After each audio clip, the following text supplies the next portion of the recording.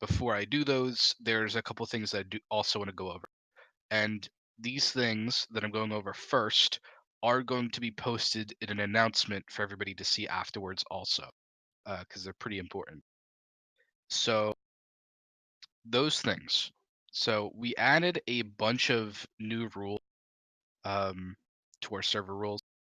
So the biggest one is we have new community rules and guidelines, mainly just standard stuff that a lot of community managers have for other video games. Um, so one of the things that we were doing was we were looking at other servers to pull ideas as far as how they handle issues. Uh, but really that wasn't good enough, so we started pulling from actual professionals. So the gist of it is be cool and respectful to each other, but there's a lot of added verbiage there so that if you're really unsure of where the line is, that should be very clear now. So I guess to explain what that means for since this server was conceived, we have not had a rule where basically if you're an asshole, you were allowed to stay. There was no rule against being an asshole. We had thought that for a while the community would just solve it itself and the assholes would be sent out. Um, but that's not really what was happening. So now you can't be an asshole. We expect you to be better. We added also a bunch of character creation rules. So for those of you that were interested in half breeds, those rules are now solidified and up on the wiki. And then, of course, a couple days ago, there were quite a few people that asked about pregnancy and children, and the only reason that we even put up rules for that is because, unlike a lot of servers, our lore actually allows canonical like childbirth within the exiled lands, which we have retconned and called Telov instead. So since it's canonical to conceive and have birth, we just wanted to add that more so for consistency than actual gameplay rules. But there's gameplay rules there if that's your thing. Um, Beyond that, if you guys haven't read up on them, I know there's been quite a few updates, but we've updated the raid rules quite a bit in like the past. If you have been keeping up to date, they haven't changed again, but it's something to look over. If you go to the server rules page on the wiki, I would just recommend reviewing the whole.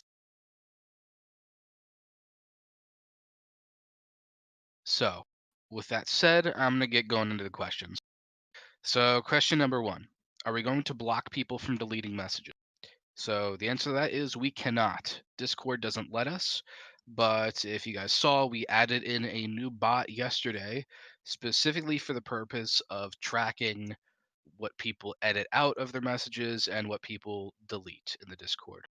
So if you think that you can get away with being a dickhead by saying something, having the person intended to read it, but then edit it so that an admin or moderator doesn't see it, we can see it now. So don't do that. Are we going to get a salt mine for no holds barred Texas? So this might seem like a joke, but it's actually a pretty common thing. So a lot of Conan servers, especially, we see, and I've been in a couple other RP communities too that do this, where they say, okay, like you guys are toxic, we can't handle it, we can't moderate it. So go be toxic over here, but in the public channel that everybody can see, you're not allowed to be toxic. So essentially, you have to opt in to this toxic chat. And the intended purpose of that is that you feel like people can go air out their grievances over there, blow off their steam in the anger room, and then come back and be chill. However, the tendency that people, lean towards is they form these toxic cliques within these private channels and use it as like sort of an excuse of immunity to then just shit talk people freely. And that's not really productive. So it's actually we think it would accomplish the opposite of its intention. So we're not going to do that. Is there a limit to the amount of raids one person can engage in a So no, there's no rule against that right now. It's one of those things where if it looks like if somebody gets out of hand, we'll make that judgment call. But I can say right now, I don't think any one player has been involved in too many raids.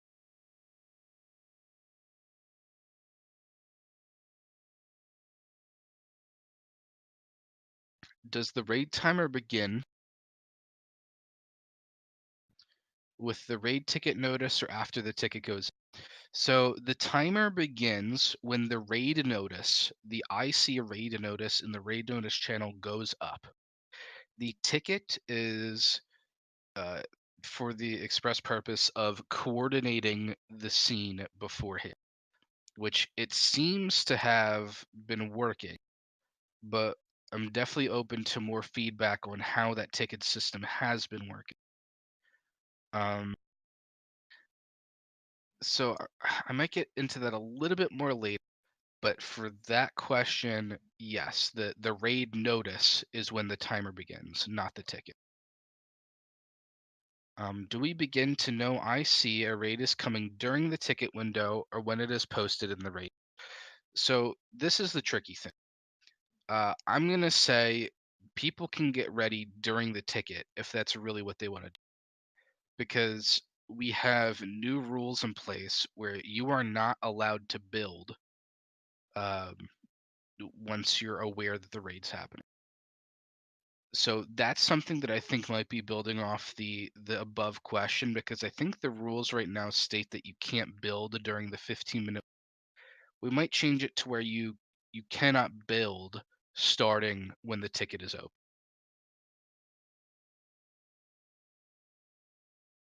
So that's the change that I'm willing to make. And of course, building means like actual structural pieces.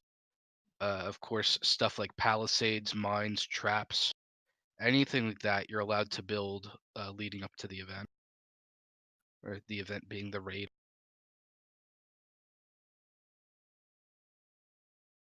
As for knowing I see a raid is coming, it's one of those things where sometimes meta is inevitable.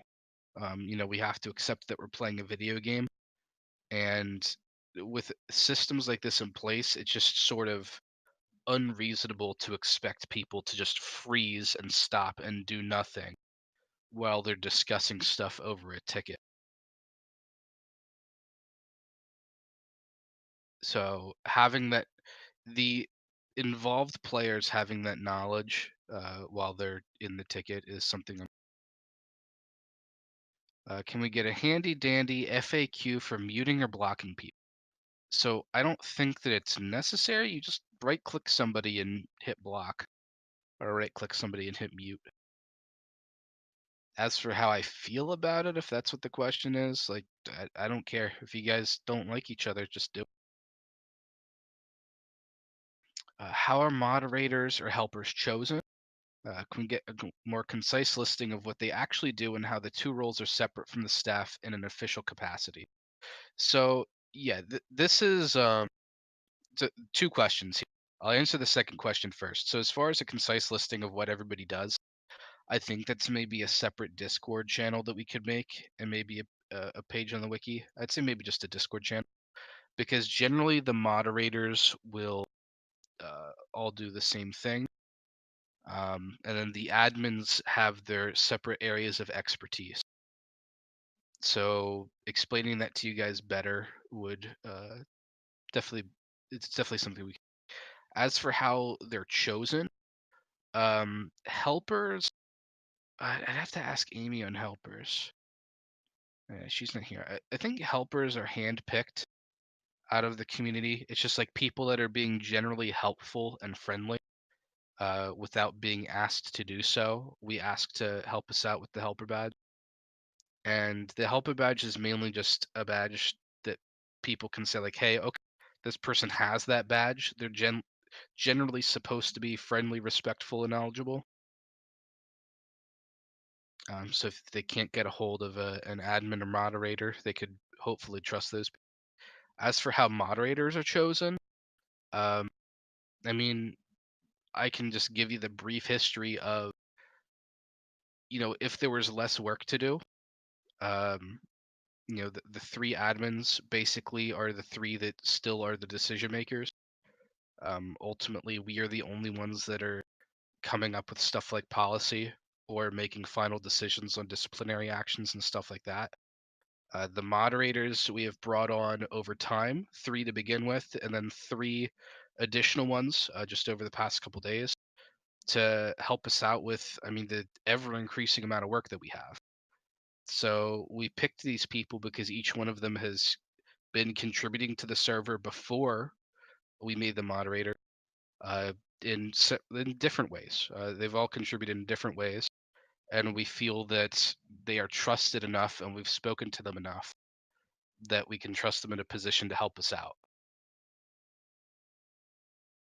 So I think it's important to note that while moderators don't have disciplinary authority like admins do, uh, they are volunteering just like we are to help out and do what they can. So they should be respected just the same as admins. So the next question is about what do you do if people are editing other people's character sheets on the let us know, because that's no, just don't do that. If people are going around editing other people's pages, that's a no-no. Um, that's all I can really say.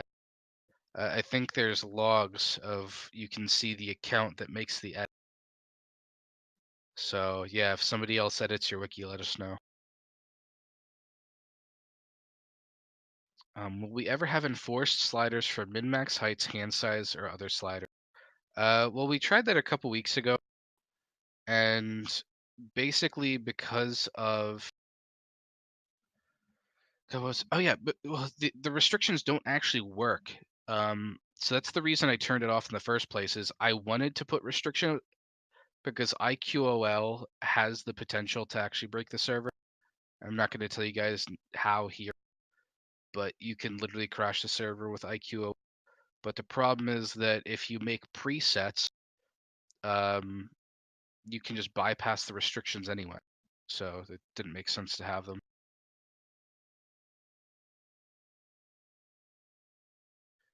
Building during raids, is it not possible to turn on the purge to prevent?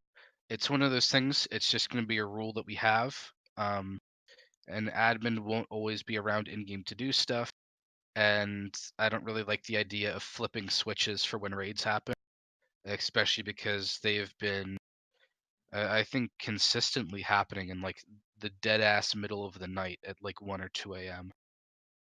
So we can't really keep up with that too much.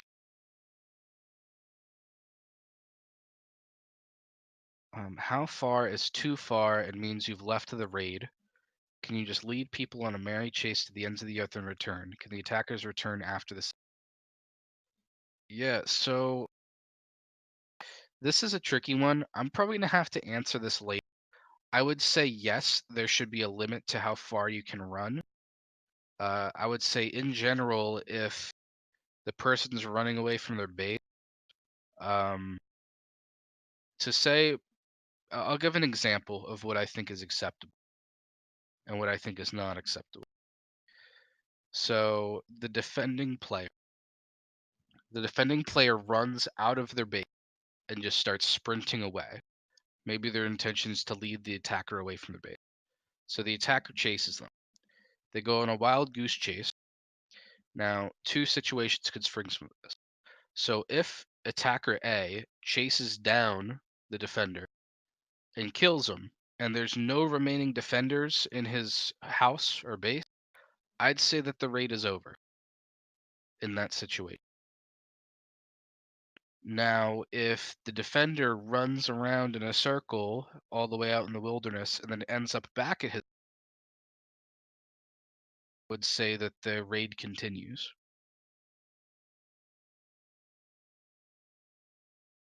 And of course, at any time, if the defender abandons their base, the raid's still going on. The person can just sit there and continue to raid the base. But I will come up with a more clear example, probably with a diagram of what I think is acceptable. As far as clear rules, uh, hopefully we don't need them on that one.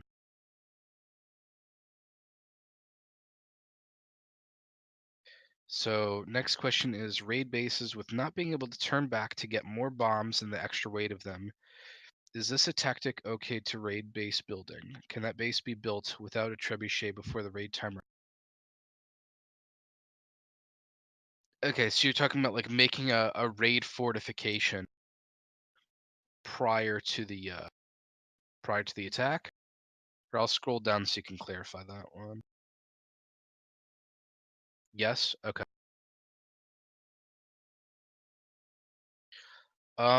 So that sort of fits in with the thing I was saying about building within. I think I am going to change it. Well, not think. I am going to change it the word so that you cannot build starting from when the ticket is opened. I like the fact that explosives are limited now to. I mean, obviously, if you backpack it, you can carry 'em. I think it's ridiculous that people could realistically carry around 1,000 explosives. So,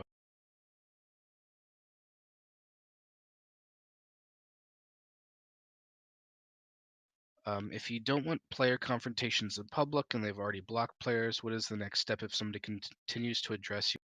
Open a ticket, bring it to an admin. Simple as that.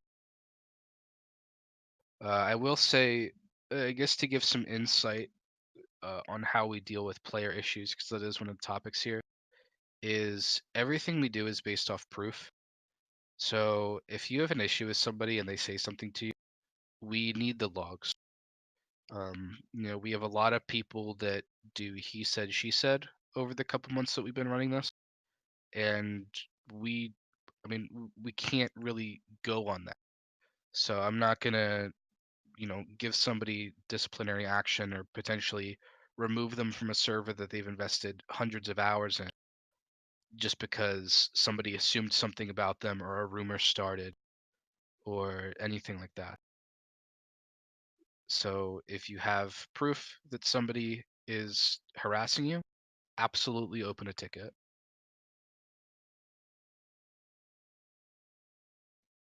What is the process for challenging addressing an issue with a staff member? So I guess if you have an issue with a moderator, open a ticket and you can be as vague as you need to be. Say that you just want to speak to the admins. We have a command in the ticket system that removes the moderators from the tickets. If you have an issue with particular admin, you can reach out to one of the admins that you don't have the issue, and we can see what we can do there. However, if you have an issue with all of the admins, you're shit out of luck.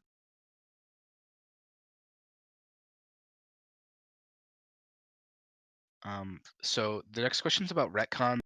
So how, when, where, and why. So retcons are tricky, and I can't really speak on what our policy is with retcon because we don't have one. I don't think that we will ever have one because really it's up for the parties involved to decide how they want to proceed. So what I will say is I'll explain how I deal with retcons in my personal RP. If I want to retcon something and the other player doesn't, my character simply denies that the thing ever happened. And then it's up to my ability to write and convince people whether or not it happened to make that retcon a truth. And if the other person is more convincing and tells people the opposite story of the not retcon, then that is the truth. And it's one of those things where you have to be a little mature about it, but it's usually just the better way to go about it, where you just insistently say that that person's lying and it never happened. And then people can react to it however they wish. Because, I mean, essentially, everybody is within the power to lie in their RP. You can say something happened that didn't, and you can say that something that did happen never did, which is essentially the same thing as retconning. And I understand that there's OOC aspects of accepting whether something is true or false, but if you guys don't agree, the best way to go about it is to do as I said. I think personally. That's just how I've always dealt with it. If, and I'm sure these situations would arise, if you wish to simply retcon a storyline and the player is really, really bugging you about it, and you think it falls under an out of character harassment, area, open a ticket about it.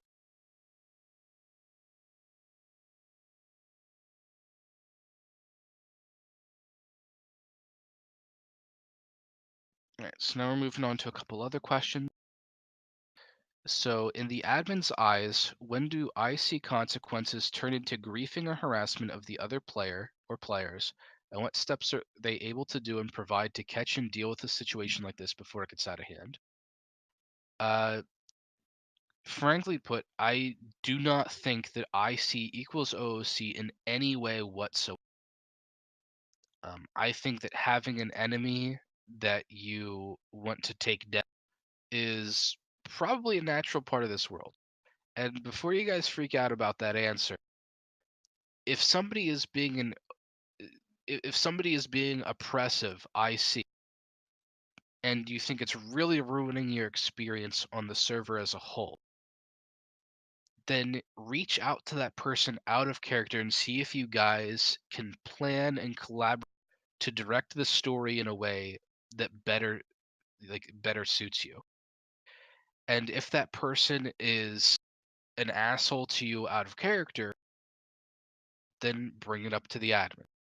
As much as I don't like to deal with player issues, it's part of the reason why we're here. And we did add in that new rule set so that if people are just assholes, we can do something about it. That said, uh, keep in mind that when you report things, we are completely objective. If people are just being super sensitive about a topic, and it seems like the person really isn't just harassing them ICly, which then leads them to feel like they don't have any sway out of character, we're gonna tell them. If it seems like the actions of the character keep leading to those consequences, and the character is for getting into those situations over and over, then yeah, we're gonna point that out. But ultimately, we want people to have fun.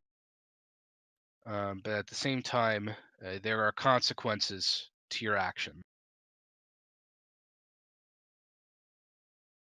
All right, the next question is, what are the chances of having battlefield encounters where you see two NPC sides of opposing marches toward each other and a battle being?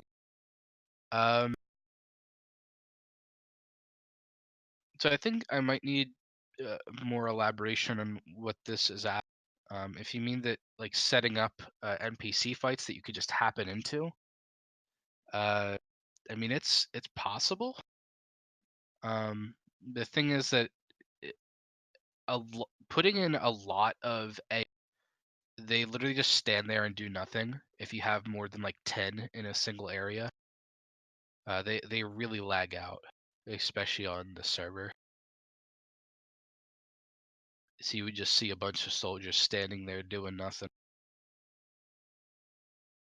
Yeah. Next question is, if you, the admins, could change anything about the current PvP raid rules, what would it be?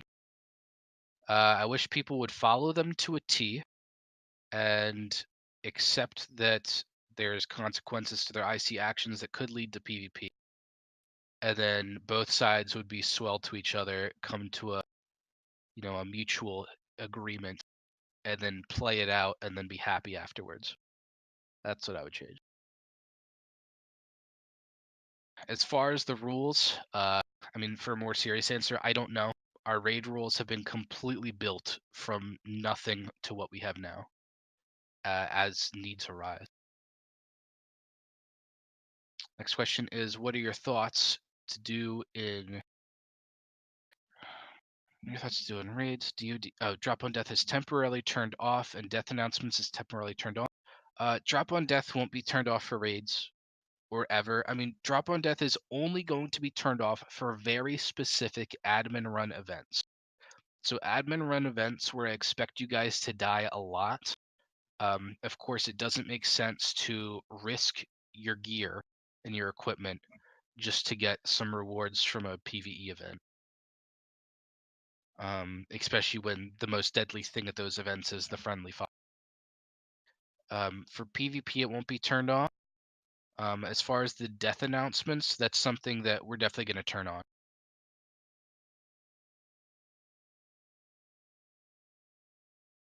In regards to the no building in the underground, if you're not drow, would you consider allowing raiders to set up or wage a campaign allowed to build PvP structures like? Yeah, I mean, this is something that some players have already organized themselves, and that's how that concept is going to stay. If two parties want to duke it out and they have an agreement that they would like to set up proxy bases for themselves to raid back and forth instead of damaging their main structures, that's up to the two parties to agree upon. But we're not going to force people to do it or not do it. Okay, so we're moving on to Solveig's questions. So she asks, please describe the historical culture and attitude around raiding. Does it appear that this is changing? Perhaps more people looking to raid than we've had in the past. So the well, I guess no, I don't think there's more than there used to be. I think that there was a drop and then a rise. So the height of PvP on the server was actually when it was first around. The creator, or like the original owner of the server, was a historical PvP player, more so than an RPer. But he really liked the RP aspects of the RP servers he played on, so he wanted to make a combination of both. And then, um, you know, the admins and moderators had come in over time and liked this concept, and that's why we're still here. So, do I think that more people are raiding now? I think that more people are open to it as their stories evolve. And the reason we didn't see it for a long time is because people were really more concerned about fleshing out their characters and then also, of course, gearing up, building their bases, finishing their bases out. And because of how progression works on our server, and in that it's rather slow, I mean, it took like months before people started hitting even the higher echelons of level, let alone getting the end game gear.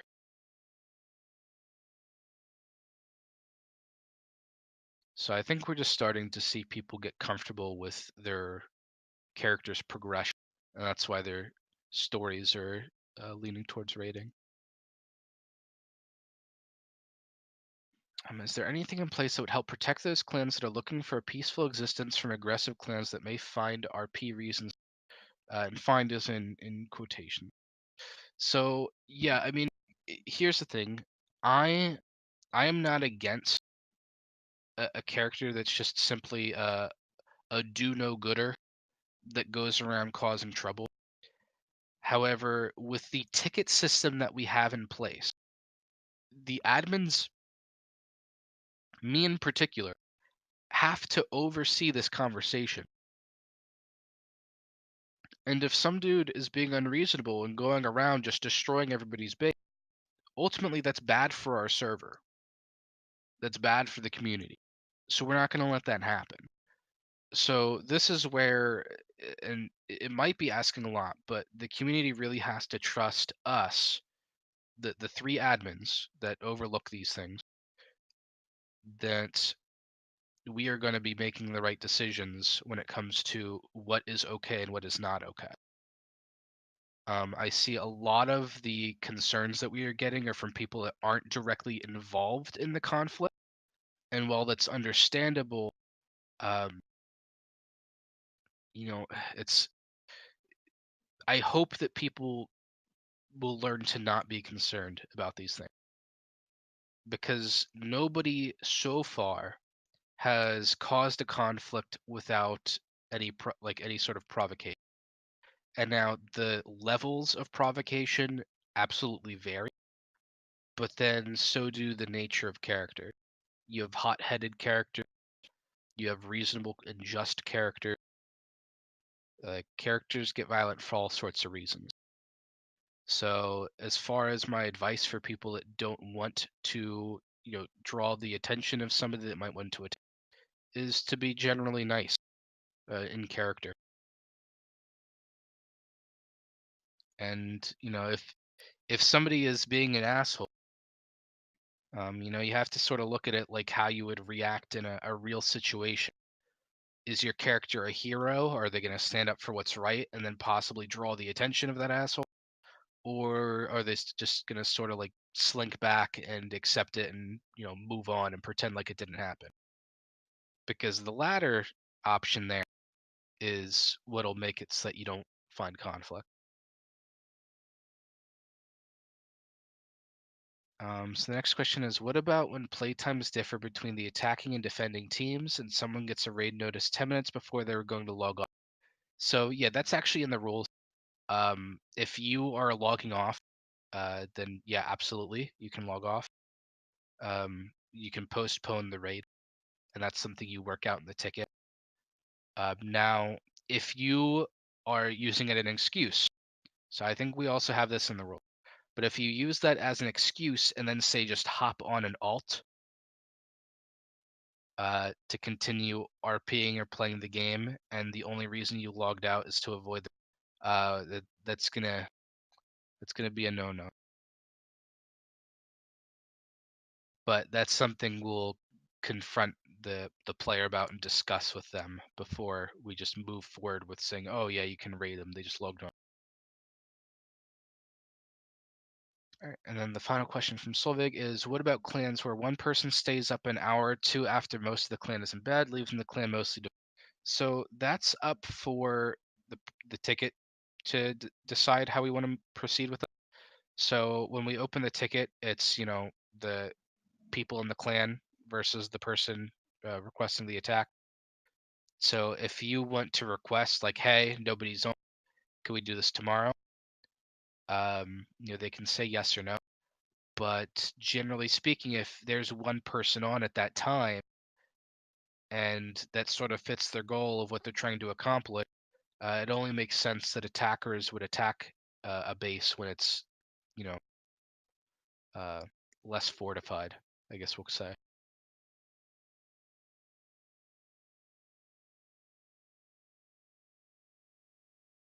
So question from Alistra. Will glass constructions and more be moved in the mod order so it no longer conflicts with Emerald Light and Exiled Land? Um, I wasn't aware that it did.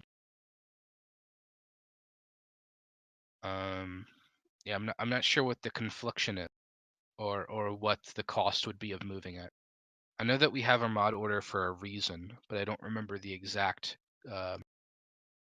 issues that happened in different orders.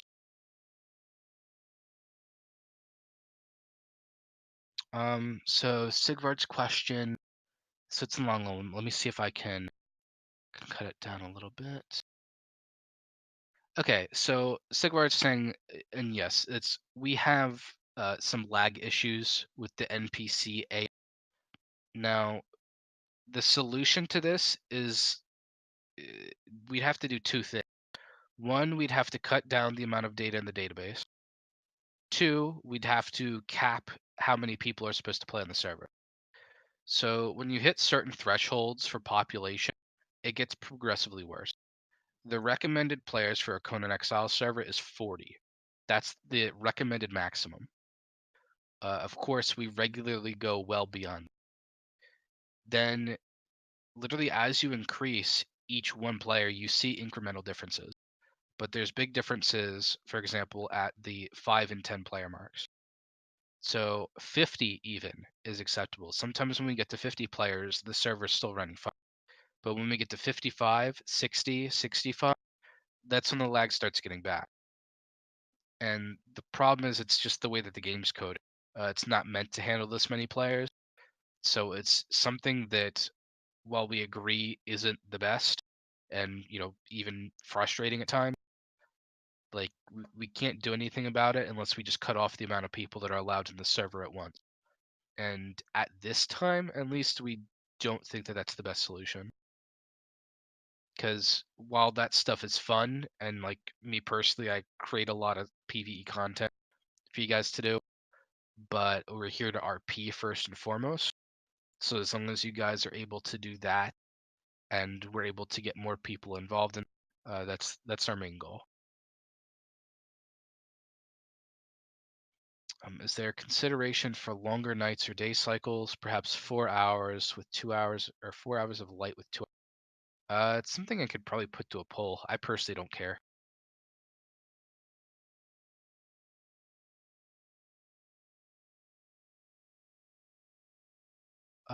So this isn't so much a question as much as it is a comment just about again the lag on the mentions unnecessary thrall wheels, animal pens, yada yada. Um, so as far as if you think, here's the thing. So we have had a decrease in the amount of reported builds we've had since we've took away the channel and moved to a ticket system. But I do want to make a comment that if you guys see a build that you are suspect of being too much, of breaking the build rule, of being abandoned, please report it. It takes very little time for us to actually check into those things. And, in the off chance, or not in the off chance, more often than not, those things aren't breaking the rules actually with our report. But we'll just tell you, we have never so far moved forward with destroying anything that's been reported without going through the due process. So then the question is, are some decorations greater increased lag compared to others? Have we tried to look into that? Yeah, so obviously some pieces are more particle dense, some pieces have more texture, some pieces are just coded poorly. Um, yeah, some pieces are more of a strain on the server than others. The differences in that are probably so minor that they don't matter compared to some of the greater issues that we have. So things as general as cutting down on the amount of stuff we hold, cutting down on just the items we have in general, or the size of our builds will be much more impactful than hey, don't use 5 torches instead of 10. As an example. All right. So the next question is regarding raid. So pinging some clan members from the clan being attacked 15 minutes before a raid greatly favors attackers. Not all attacked clan members are aware of the attack, and 15 minutes doesn't seem like enough time. I think raids should be declared well in advance so more people can try to log in. Maybe it would help to consider dividing players on Discord in groups according to the clan, so tagging the members of a clan would simply imply tagging the clan. I mean, here's the thing, like, we have clan tags available. People just have to apply for them. It's not something that we're just going to make and hand out because if people don't want them, then we're not just going to do the work for nothing. But yeah, I think it's like if you have at least a 3-player clan, you can reach out for a tag. And yeah, we can absolutely do. As far as 15 minutes favoring the attackers, the 15-minute was explicitly put in to favor the defenders. Um, if you think that 15 minutes isn't enough time, that's feedback I'd be interested in. Maybe raising it to 30 minutes. I think 30 minutes would be my personal hard limit. Because then I think you're giving maybe too much time for preparation.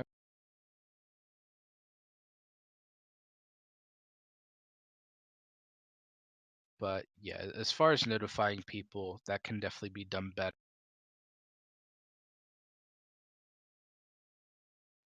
Submitting a raid ticket. Okay, gotta find the next question.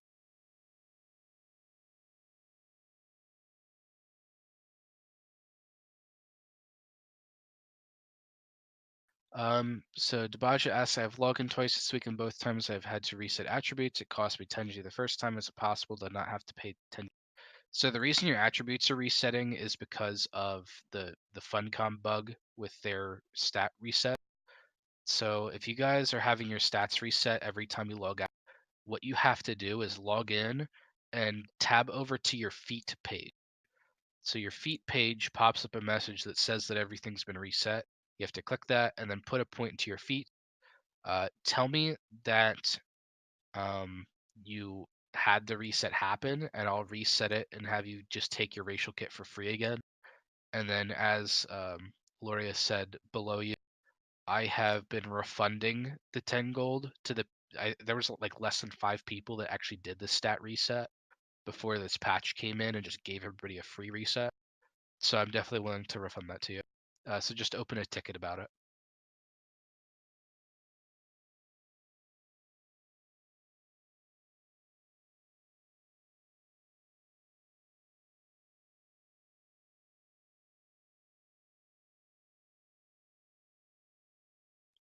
So question, can we get some of the higher stat endgame armor to make PvP dueling last a bit longer and more fun rather than stun lock insta? So I need to see if there's a way. There's a couple stat values in the dev kit that I'm not sure of what they do. But if there's a way to make it so you don't get stun locked by combos and you can just fight back, that's definitely something I'm interested in. Um, one of the things that I'm going to be trying to promote with our server mod custom is promoting different play styles. Right now, like Zotli weapons are just sort of end all be all. Trying to steer away from that and see if we can make some powerful alternative, which is going to be hard because I am not skilled or knowledgeable enough to make something similar to what the XL Lands Improved guys made. But I can try. Can you swap? Okay, that wasn't a question. How is being an asshole defined? Okay, so this is going back to the player issue thing. And that's a good question.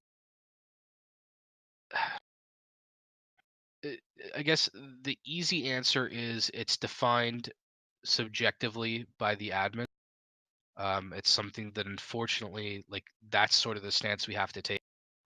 We will always reach out to you first and tell you if you are being an asshole before moving forward with any sort of disciplinary action. People that receive actual disciplinary action for doing so will have received 1 or 2 warnings beforehand. You know, just like, hey man, this is over the line. We're not going to be turning into a PC Care Bear Discord or whatever those popular terms. But at the same time, like personal, like I think it's pretty well detailed. Let me pull up the rules. At the end of the day, it's going to be subjectively up to us because we just don't have the time to invest in dealing with these issues as much as we. So yeah, you have things like don't be intentionally rude, um, don't conduct personal attack. If you have private conversations with somebody, don't air the dirty laundry out to the public.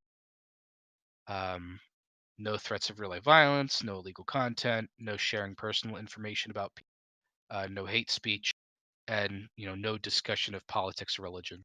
So there's a couple examples there. If something is walking the fine line, absolutely, we're probably going to be reaching out to you about it.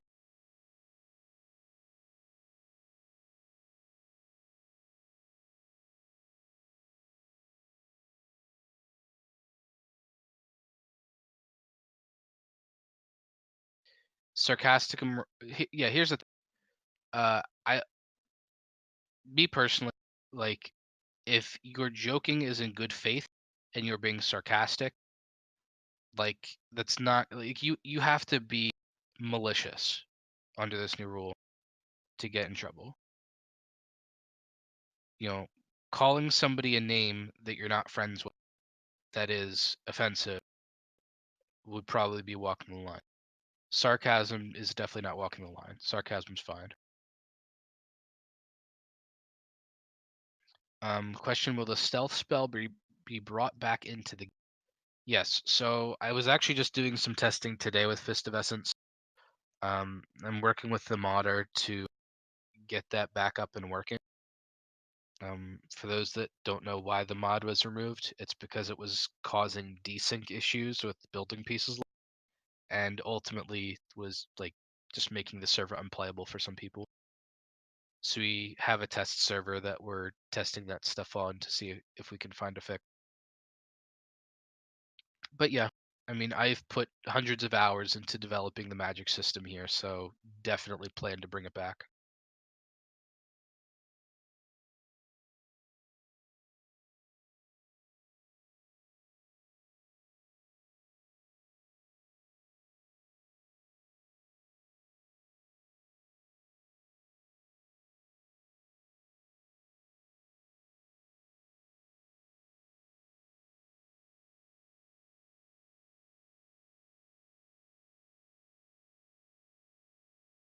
As far as the concern, and this is about the other comment about the raid notice. I see some discussion. Like, with the building rules in place, like, I don't know what they would be preparing for. Because the point of a raid isn't to go in and steal all their loot. The point of the raid is to go in and get justice or, you know, ruin their day or whatever the IC reason is. Um, but if they go and hide their valuables or they set up palisades and mines, like, whatever. I don't think that that'll really hurt the experience. And ultimately, at the end of the day, I mean, while I am wholly in favor for PvP, I am also in favor of giving a bit of what's the right way to phrase this? I'm more so on the side of the defender because they're the one that has something to lose. People are spending hours and hours making these cool bases, and we're not allowing PvP builds. So it's like people are making these bases that are almost purposefully not able to be perfectly defended. So I think it's fine to give them some time to fortify those things so that they're just not automatically destroyed in a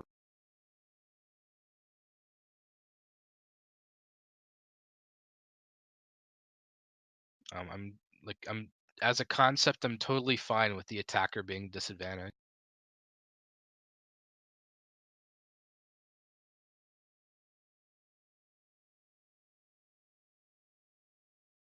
But if it turns out that the behavior ends up being extremely toxic and ruining raid potential, then I'll have to make a. But I would hope that this is my hope, right? The bottom line, I hope that people stop abusing these rules to further themselves. Like, I hope that people can understand the concept and the theory behind the rule and try to follow those ideas than trying to walk the fine line of breaking the rule to just get away with something. I'm just going down here.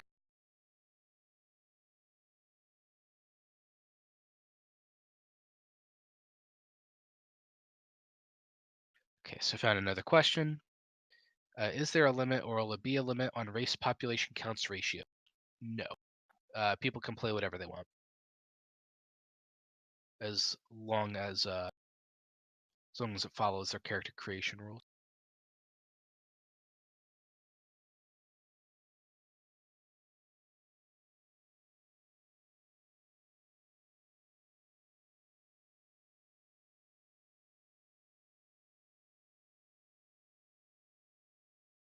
Can we get a dedicated email address? No. So here's the thing. I'll read the whole question. Can we get a dedicated email address for yourself on the server? I'm not the head admin, by the way. I'm just doing this thing because I want to. None of us are head admins. All three of us share the load equally.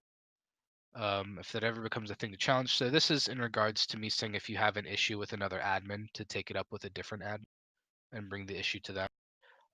In that case, DM us or yeah, I'm gonna say if that's the case, and this is the only instance you should DM an admin without them giving you permission to do so, is if you have an issue about another admin. In that case, you can DM somebody because that is a rare issue that hopefully should never happen.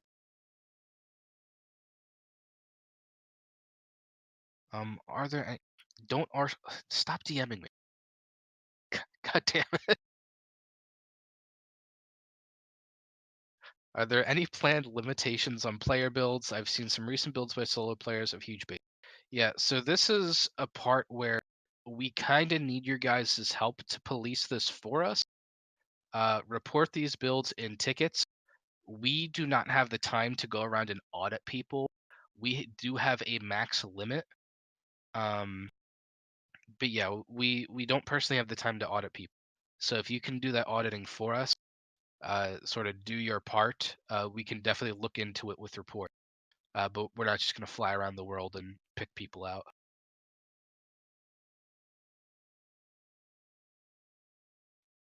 So I have a question that makes me a bit confused. When somebody does something OOC, am I allowed to take it IC when I no? So some people call that metagaming. I think the more proper term for that is blending. So if you don't like somebody out of character, that doesn't mean that your character has to dislike their character. However, I will draw a fine line. If you do not like somebody out of character, we're not going to force you to RP with them. You can write it within your story that they don't exist, or that you just ignore them, or that you don't like them, if you really don't want to RP with that person. Not going to force you guys to play with each other. Um, but yeah, as far as taking out of character information and bringing in IC, don't do that. That's bad.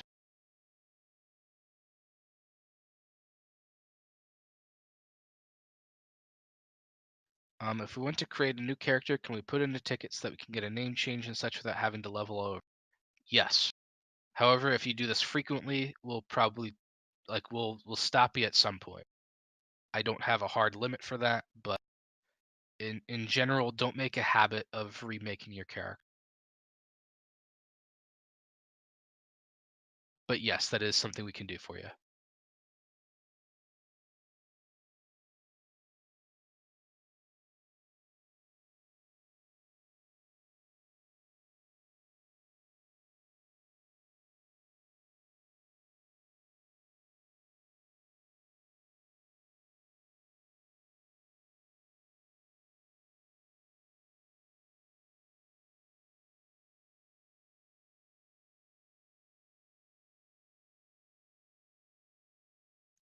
So I'm just scrolling through here looking for the next question.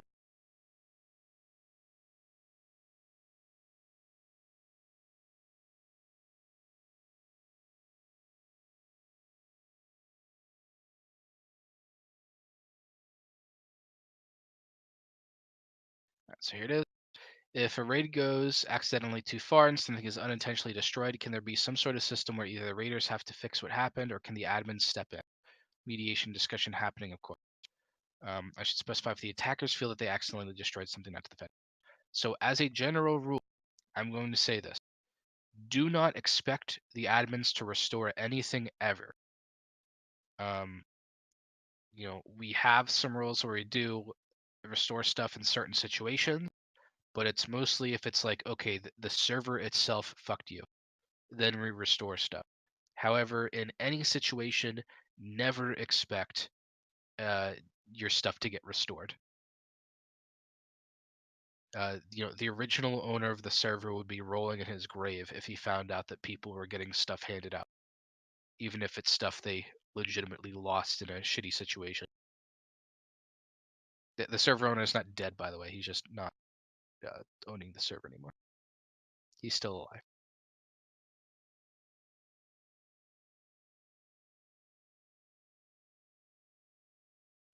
As far as I guess to go a little further, like if the attackers feel that they went too far, I think the biggest thing there is apologizing out of character to make sure that there's no hurt feelings. And then here's the thing that I uh, borderline am on board with. If the attackers feel like they went overboard and went too out of character to mend it, I am I'll turn a blind eye to that, even though it's technically metagaming. because it's a nice thing to do that'll hopefully mend player relationships. However, if there's a reason that it might happen in character, definitely try to do that first.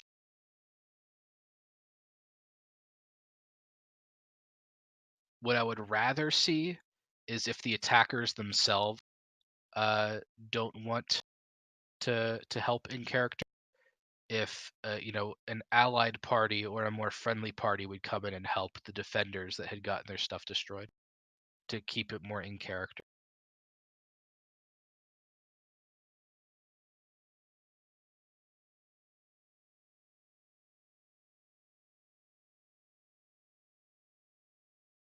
So question about the magic system. Is there a foreseen opening of the University of Teachers to magic available to those wishing to new spells?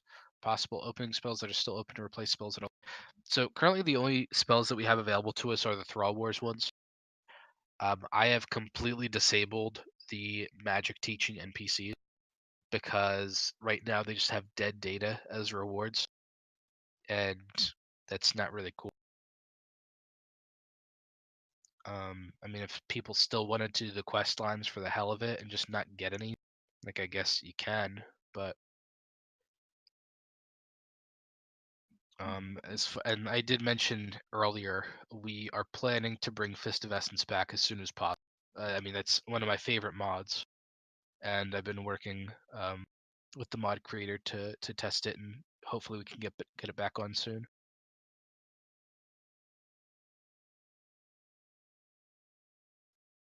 Are we gonna limit how many throw wheels people can have outside their base? Immersive or not?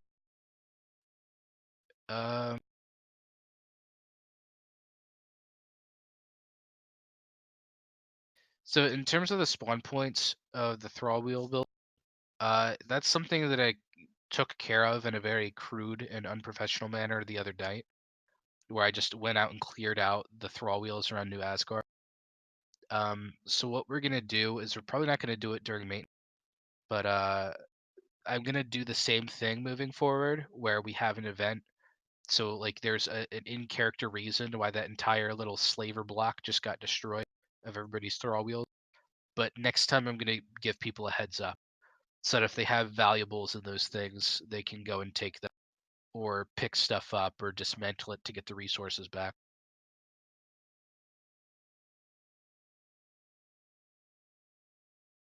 That said, we do have a standard that we hold people to for making those camps. And if your thrall wheel is just out in the open and not immersive, it just gets instantly destroyed if somebody sees it.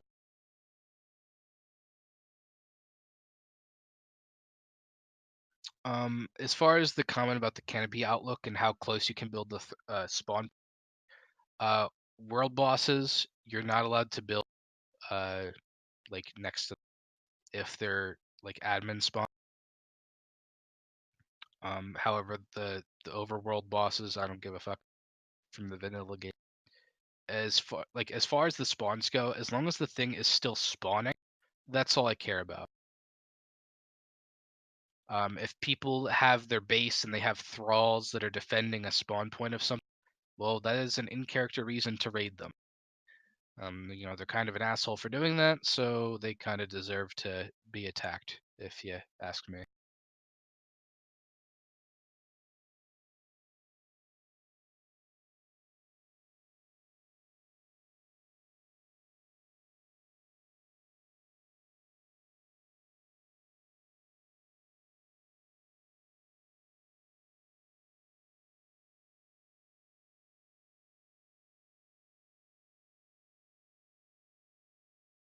Ash, you said so that wasn't what you meant when I talked about your question. Could you reword it for me?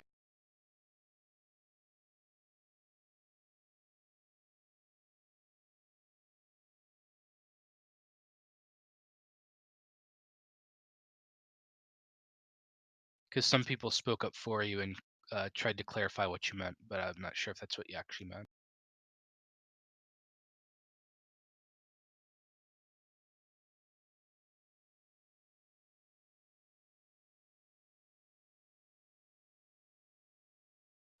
Since I see people, uh, that are very, very small, human knee tall people running around that don't even reach waist height for whatever reason, whether they're special race or magic mishap. Can I be super tiny too and be a cat boy? Um, I mean, if you want to be a cat boy, that's up to you. But I am not putting cat stuff in the game. Um,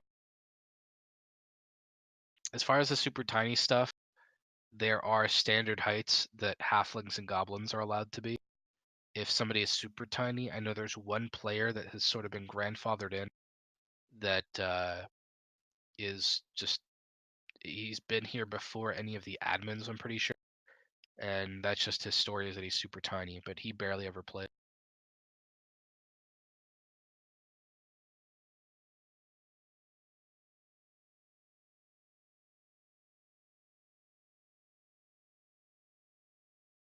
As far as the Elven camp, if you guys tell me the location, I can look at it.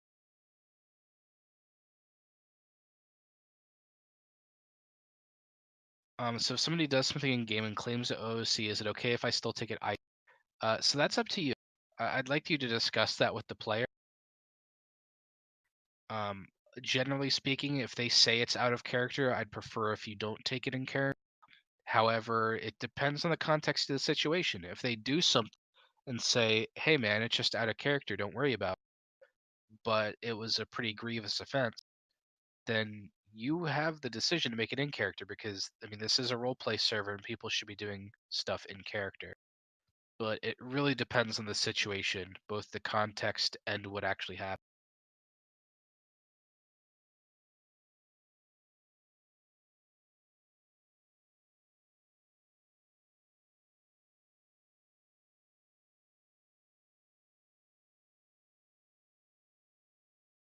So question, is there a limit on players using the quality of life mod to say there are big or small on demand or rampant skin changes during RP? Um, I mean, if they can justify that in character, that seems weird to me, but I'm not here to yuck people's yum.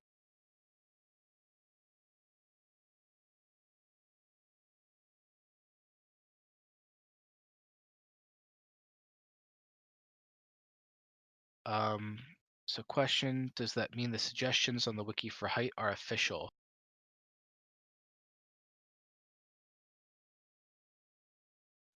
Yeah, pretty much. They're just a guideline to go by. Of course, you can always be a big human. You can be a short orc. You can be a fat halfling. Whatever you want to be. Um, if you're a human and you're the height of a half giant, expect people to call you a half giant. And maybe you think you're a human, but perhaps there's some half giant blood in you.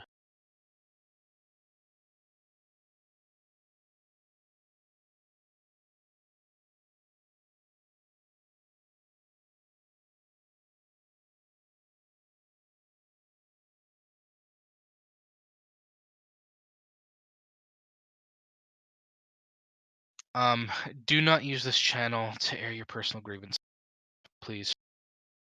If this is a specific issue that you guys are talking about, open a ticket about it. Don't talk about it here.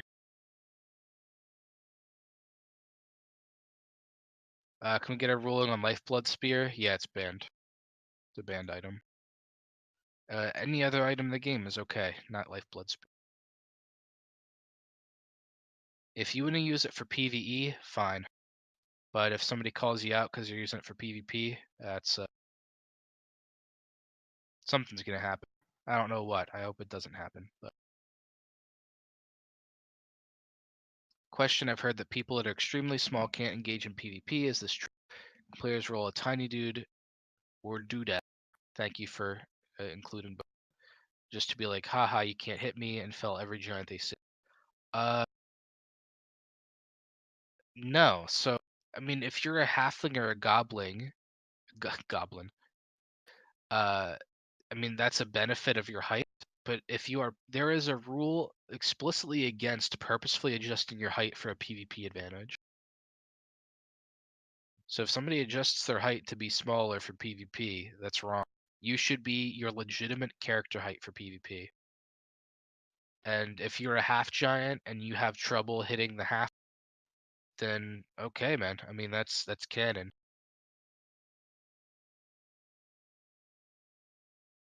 And if you savvy PvPers are telling me that's wrong and awful, I'm open for feedback. But if that's the case, then people will have to just reset to human presets to PvP, and I really don't like that because that's not very immersive.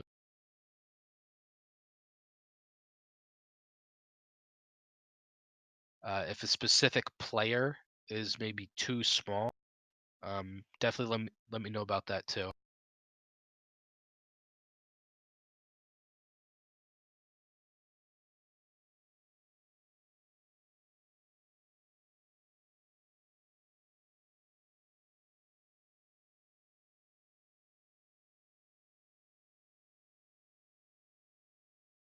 There should only be one player that's smaller than Goblin, and we know who that is. So that's the guy. I mean, like I said, that guy logs in like once a month and just sort of like grandfathered in. But yeah, we'll probably be up in his side. Yeah, I mean, if people are smaller, like if people are too small and they shouldn't, or if people even should be small, but you think that they're too small, by all means, report it to us and we can look into it.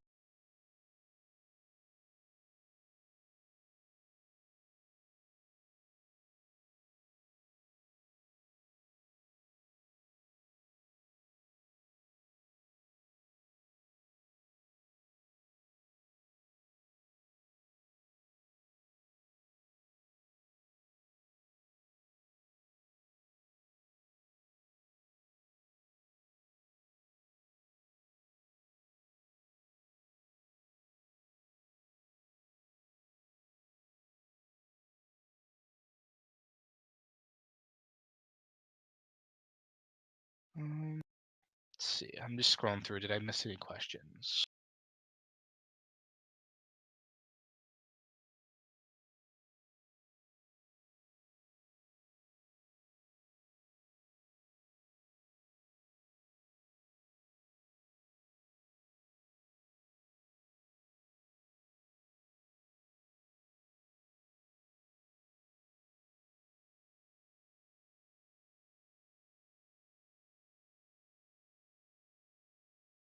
No, I already answered that question. Yeah, you can. Yeah, so to reiterate, if you want to change your character without losing your levels, you can put in a ticket. But I just said I don't want people doing it too frequently.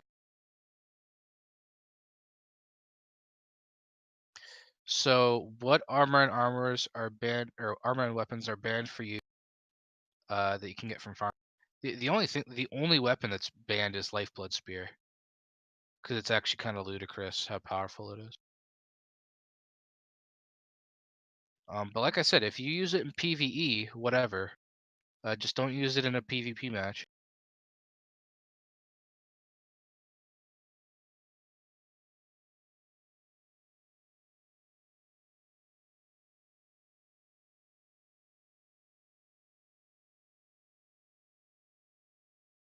But okay, so that was all the questions. Do you guys have any last minute stuff before I wrap it up?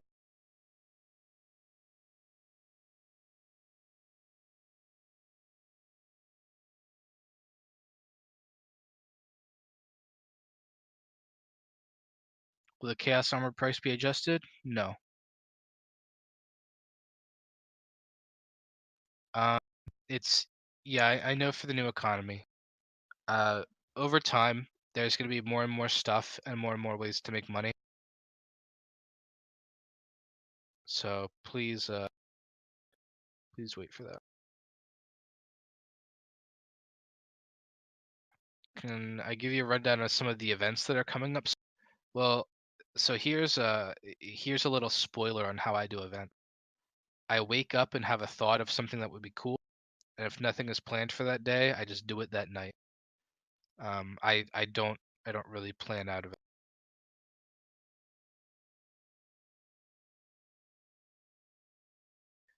We have a list. I guess okay. So I guess since this is a voice meeting, I can do stuff like this. So I'll give you some insights into some of the ideas we have for event. We do have like an idea board. So we have an arena event, but because we've had some player run arena events, we haven't really done, and we also don't have an admin arena. We have a murder mansion, so sort of like the game Mafia, but using a murder where you actually kill people instead of just pointing at them. Um, would be kind of hard with our population. Of course, just different sorts of social gatherings to get people to go to different places. We have a jumping puzzle on that list. Running of the bulls, where we make a maze and then just release some super buffed bull to run around in the maze, and you have to try to get to the end.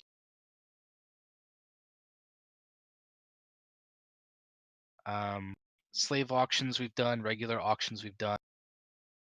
Somebody put carnival down here. That wasn't me. I don't know what the hell a carnival would. A fashion contest, which will probably be the next one. And then liberation events where we go around and destroy thrall wheel.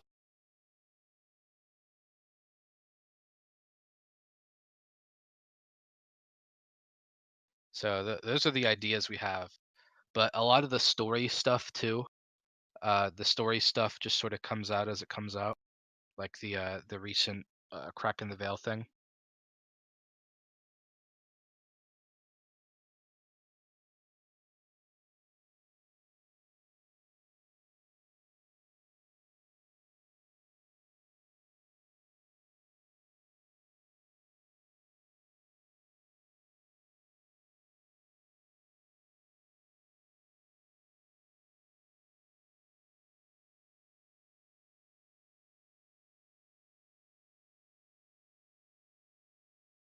Now the only way to seal the veil and keep out the delirium is by sacrificing yourself.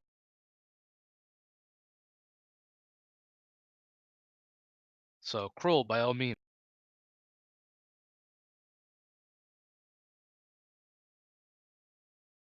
Um, so question here. So about concealing your identity from raiding. Yeah. So this was actually brought up to me yesterday. So I'm glad somebody brought it up. Uh, yeah, you can't conceal your identity. If you want to do that in character, like you can act as a different name. You can change your name if you want to, like some people have requested.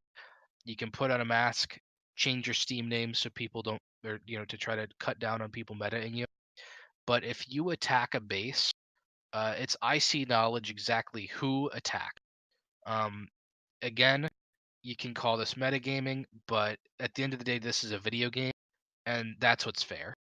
Uh, if we're saying that the people being attacked are suffering that attack because of consequences of their action, the people doing the attack also need to accept that they could have, mutual consequence for their actions. So saying that you are disguised when you attack and therefore cannot be tracked or identified is not allowed. Now, if and this is sort of where people being cooperative comes in. Now, if you want to say and set up the scene that, hey, they wouldn't know who it is, or they don't know who this masked figure is, then yeah. But it gets into an iffy territory when it comes to moderate when you have these instances. So the bottom line I'm going to say is that unless there is a predetermined agreement, you know who the person is.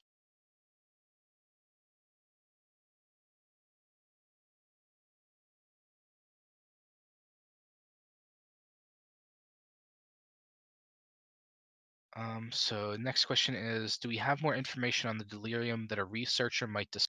Yes. So the university is very well versed in the delirium and what it is. Riven also is the one that put up the veil, or that commanded the veil to be put up. It was his idea. So Riven knows exactly what it is. As far as like, they know what I guess how to put this. Uh, they don't know wholly what it is. We will learn that within the Ascension quest line. Um, but they have a strong idea of what it is, what it's caused, its history, but not everything.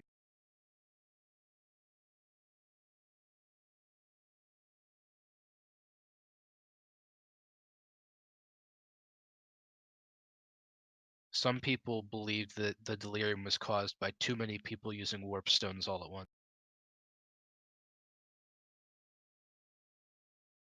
But okay, are there any other questions?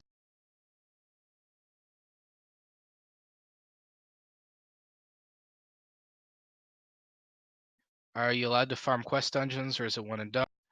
So the quest is one and done, but you can go back and do the dungeon as much as you want.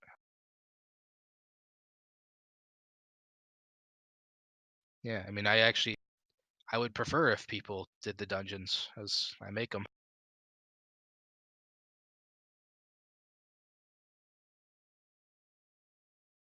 Like I said, like the economy is kind of in the dump as of right now, and we're going to be getting daily quests up to help people get some. But another big thing is going to be farming this harder content to get the big chunks of it. Which I guess for the record, there are a bunch of like random delirium spawns that I posted a tavern rumor about yesterday or the day before, and those have some pretty good monetary rewards. Next question is there any ET on the religious item turn-in quest? Uh, yes, I mean I have it. I don't see the point of it because the when we switched over to the new server mod, it fixed the confliction with what was it, Eli, with the Exile lands improved. So you can make all of the religious items now. So you don't need my quest for it. Yeah, you can.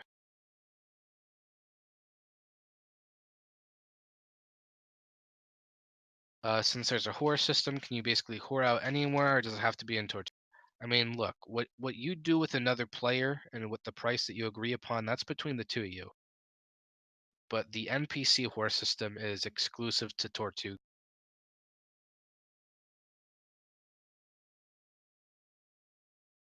What about the lightsaber?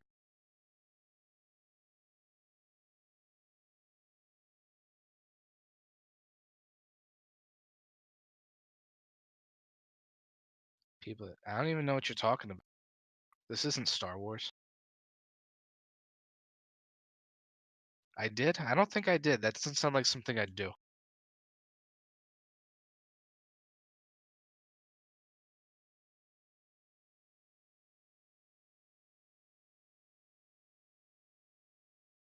Yeah, I don't think it exists.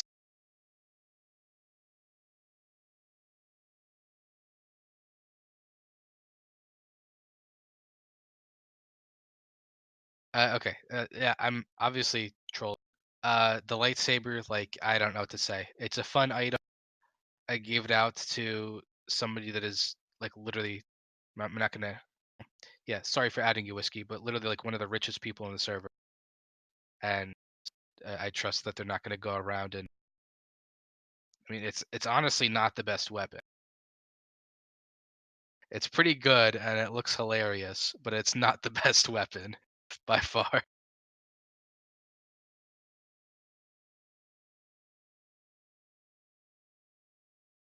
It is a good weapon.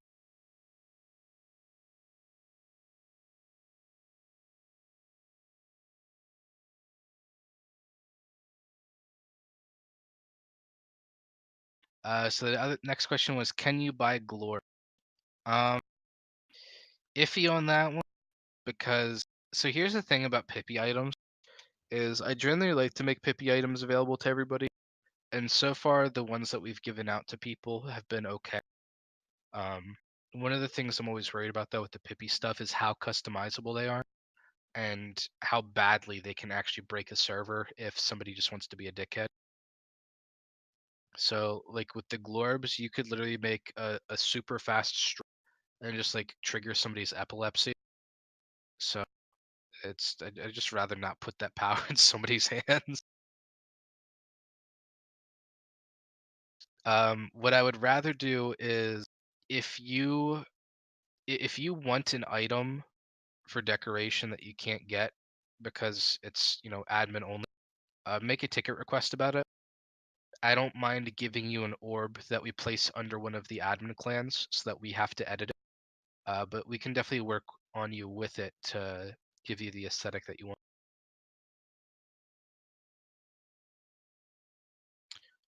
Actually,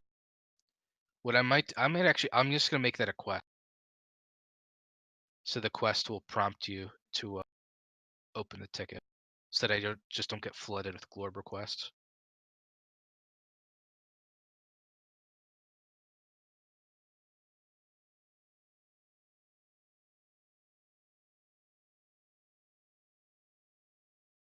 So no secret Talib nightclub. I mean, yeah, you can make one. I don't know how many people have actually found the secret club in Tortuga.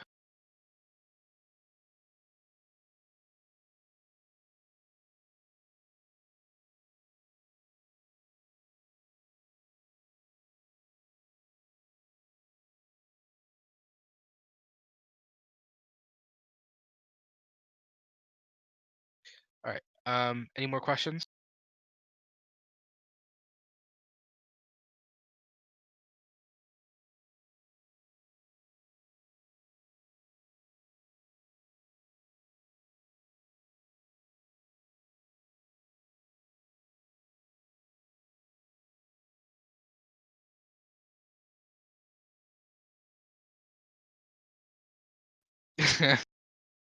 uh, Zanidra actually has to refill the blackjack tables in Tortuga.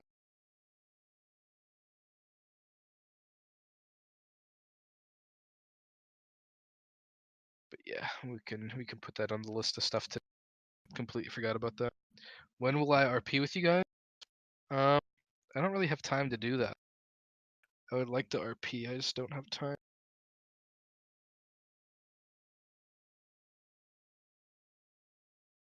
All right. So I see the questions are all done.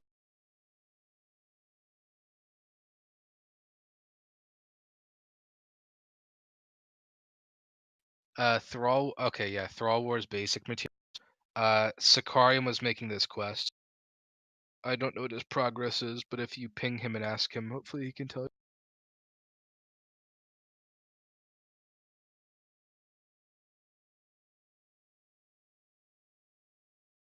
Yeah, I mean the meeting's pretty much officially over. I think the important questions are all talked about. So if you guys want to hop out, you're free to do so. I'll stick around for a little bit if you guys just want.